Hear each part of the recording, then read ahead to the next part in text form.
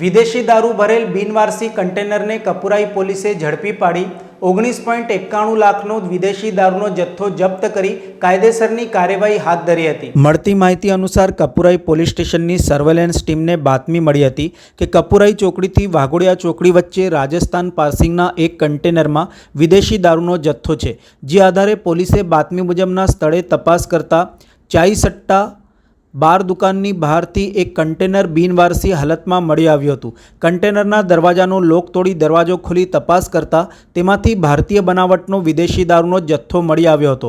પોલીસે અલગ અલગ બ્રાન્ડની દારૂની રૂપિયા 9,51,200ની કિંમત ધરાવતી 1,416 બોટલો તથા કન્ટેનર મળી કુલ 19,51,200નો મુદ્દામાલ કબજે કરી કન્ટેનર ચાલક માલિક દારૂનો જથ્થો મોકલનાર તથા મંગાવનારને શોધી કાઢવા કવાયત હાથ ધરી હતી।